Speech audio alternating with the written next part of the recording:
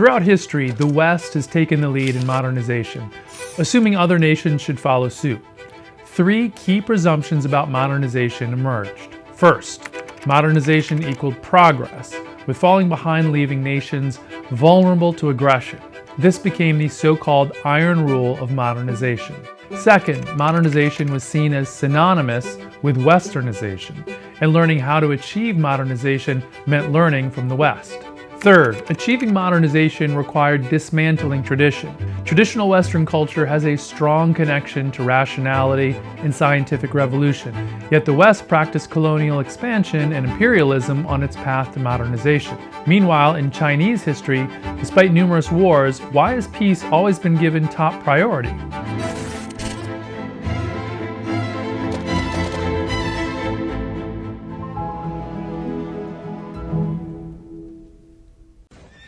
Turmoil and conflicts in China were primarily driven by the contention for control over the Central Plains. Nomadic tribes faced a scarcity of resources and often resorted to plundering the agrarian civilization of the Central Plains. But the Chinese spirit emphasizes grand unification through benevolent governance. Many powerful ethnic groups expanding their territories through military conquest were deeply influenced by Chinese civilization and embraced cultural refinement rather than martial glory. Hence, the Chinese nation possesses a martial spirit, yet it also values martial virtues.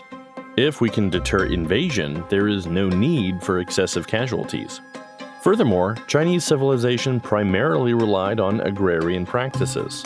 From utilizing local resources, be it mountains, water, or the sea, to emphasizing harmony and self-reliance, the Chinese approach has always been one of peace and defense rather than aggression.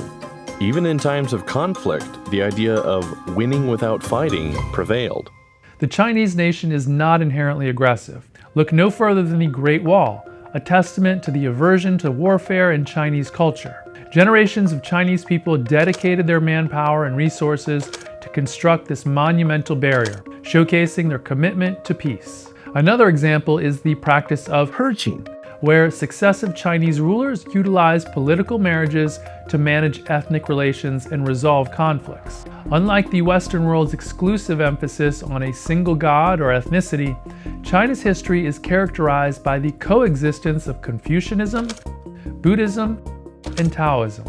This rich cultural tapestry emphasizes integration, fostering a diverse and harmonious society.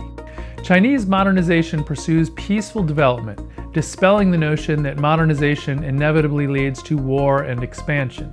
Instead, it derives its momentum from the profound essence of culture and civilization. 全球文明倡议呢，它这个很重要的一个前提条件就是文明这个词的理解。我们认为现代化就是各种文明都要与时俱进，所以我们理解的现代化不是简单的西方化的那种去传统的，因为每一种传统文化都要弘扬，成为自己而不是成为他者。同时呢，这个文明的交流互鉴不仅是相互的学习借鉴，你有一个梨，我有一个苹果，咱们换着吃，尝个两个味道，这不够，而是起化学反应。所以这个文明的对话是真正意义上的平等的对话，而不是我自诩文明，你是野蛮的，我来输出我的文明。所以呢，在这个基础上才能够实现各美其美，美美与共，天下大同的这样一个理想。Chinese modernization is breaking free from the Western mold and forging its own path. Yet it also embraces its own tradition. This dispels the myth that modernization equals westernization and dismisses the false notion of choosing between modernization and traditional culture. This represents the profound essence of Chinese modernization.